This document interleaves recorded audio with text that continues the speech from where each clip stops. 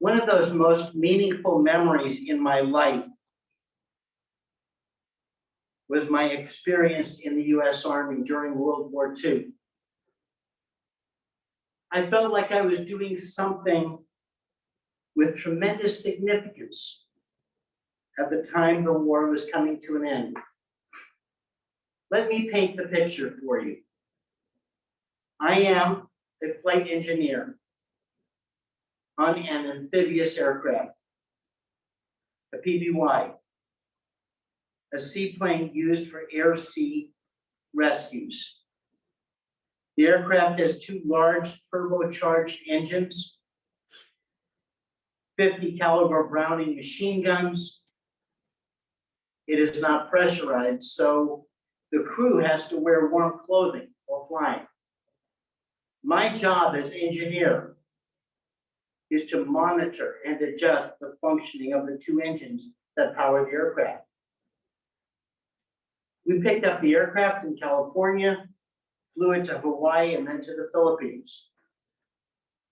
I am stationed at the airfield on Lashima Island. It's near Okinawa. Boy, I'm a long way from Brooklyn.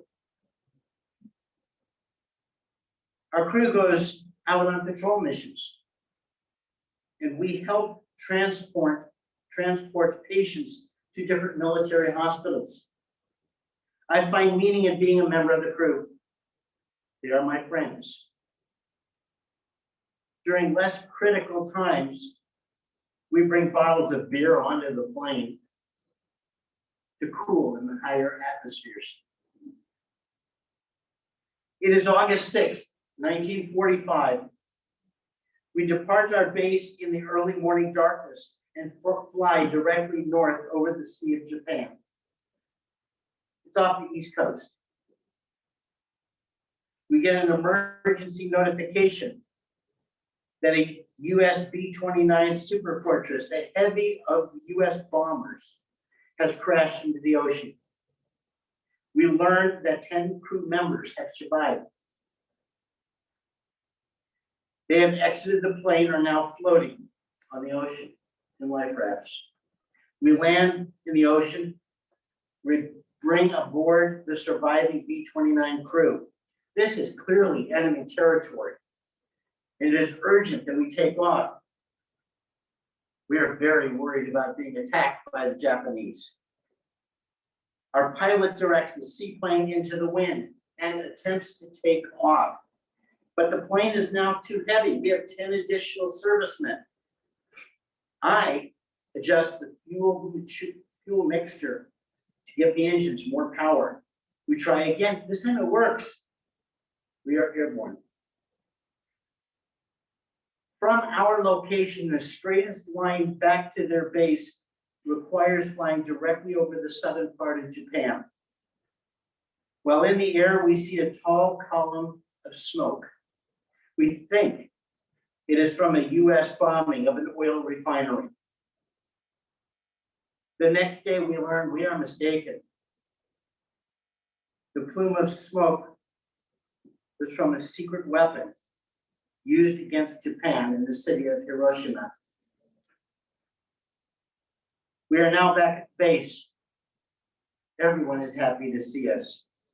We are beyond excited to have made the rescue, and believe me, the B-29 crew is relieved and very grateful.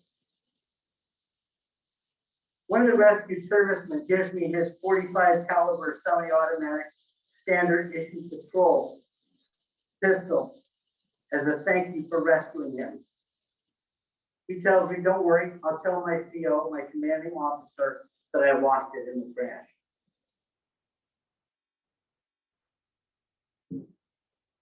Sidney's crew rescued 10 men in enemy territory who had no way to defend themselves. Maybe another PBY crew might have come along and rescued them, but it was Sidney and his crew.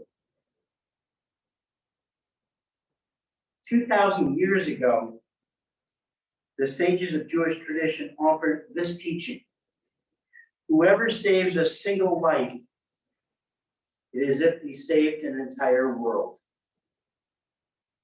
The crew saved 10, who likely returned home to have children and grandchildren.